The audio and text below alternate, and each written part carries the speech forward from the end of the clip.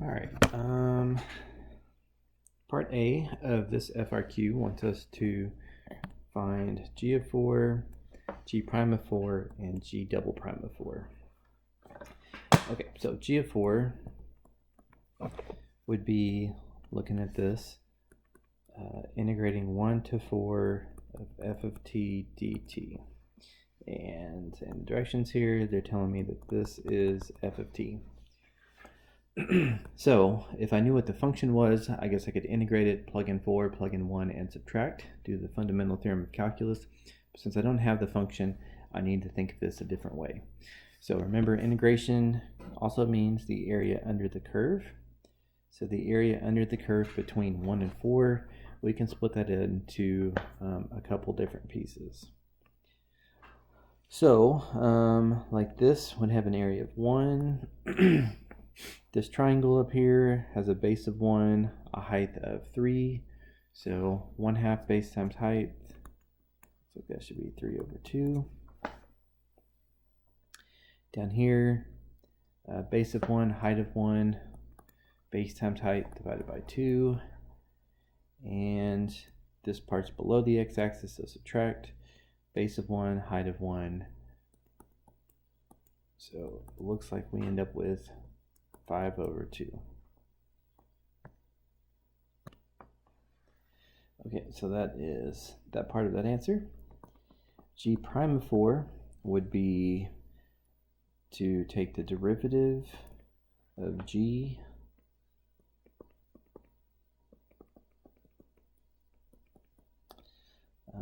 like so, and then plug in a 4. And then taking the derivative of an integral like this, this is the second fundamental theorem of calculus. You need to know all of this would just simplify to f of x. And so, but I want to plug in a 4. So G prime of 4 is really just wanting to know the x value, or I'm sorry, the y value of f when x is 4. And so that would be right there at -4.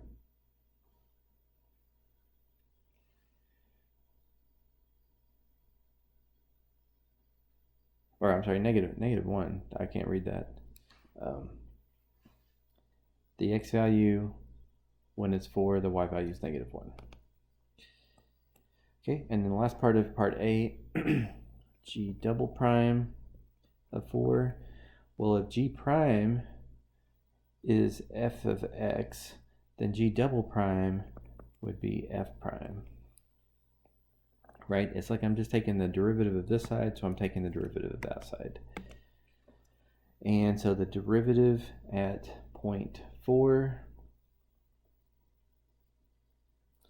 would be, well, derivatives like the instantaneous slope. So if I look at the slope here, at that instant, it looks like it's going down 1 to go right 1. So I would say its instantaneous slope is -1.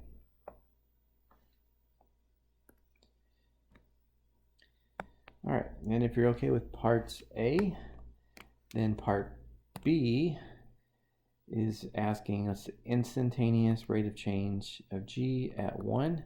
So this isn't much different than the second part of part A.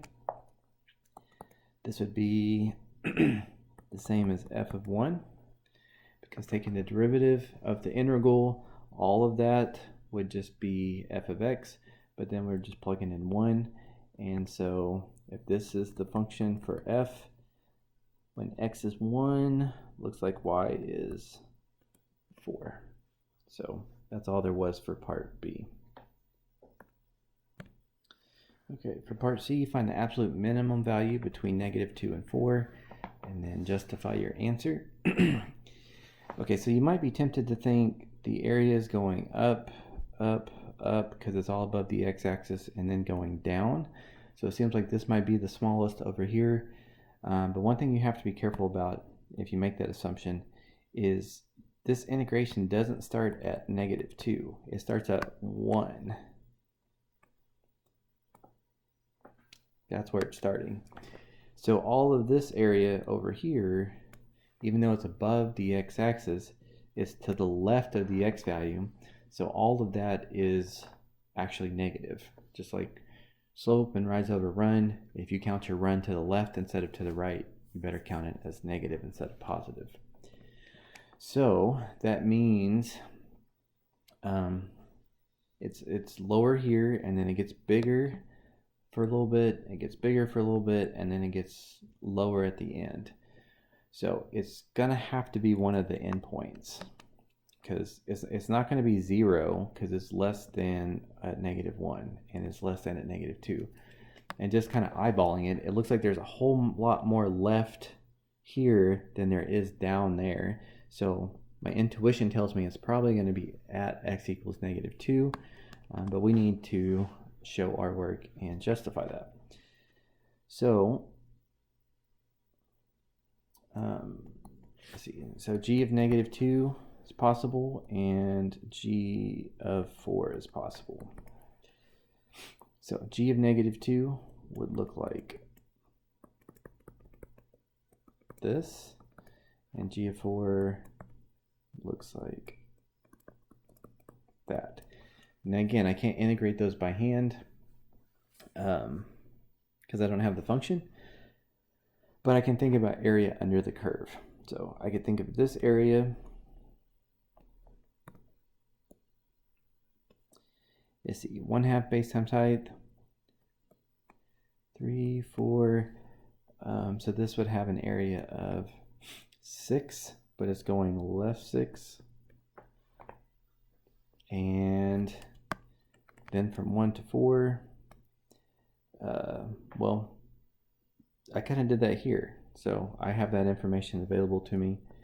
From 1 to 4 was, let's see, I erased my page here.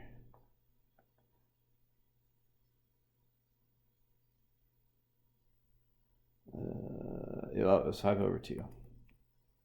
Sorry, just trying to do that in my head. So if I'm trying to find the absolute minimum, -6 is definitely less than 5/2.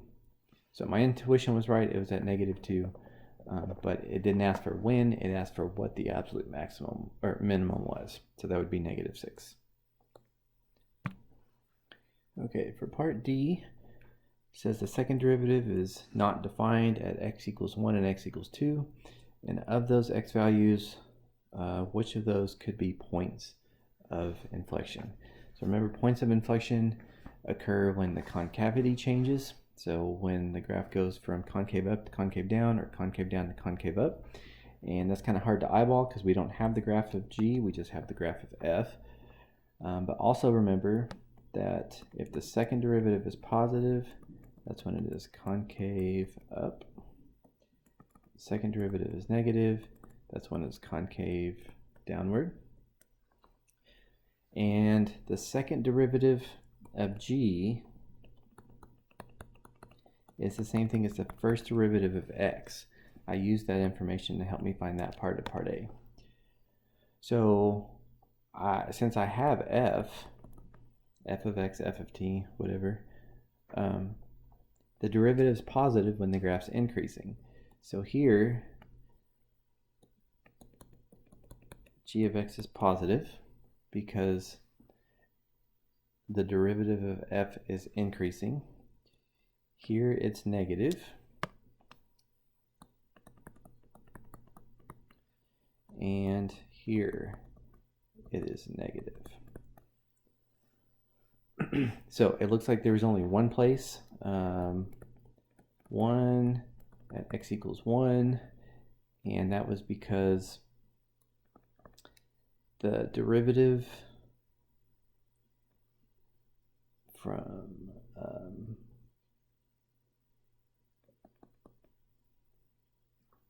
let's see, try to think of the best way to justify this. Okay, so since the second derivative is equal to of g is equal to the first derivative, and it was positive from -2 to 1, and then it was negative from 1 to 2,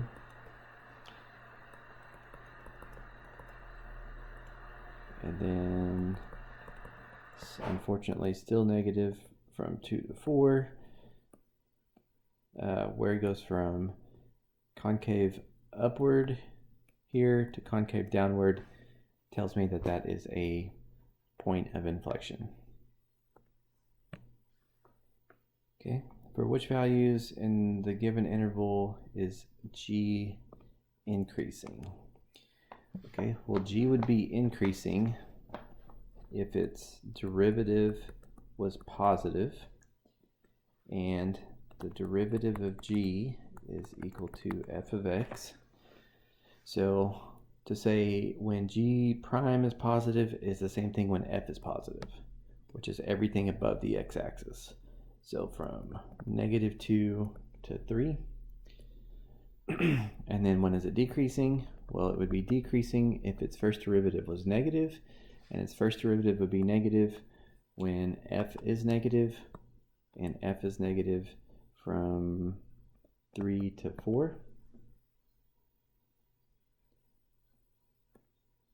Okay, when is it concave up and concave down? Well, okay, I erased my work there. I would definitely want my work on this. But concave up when it is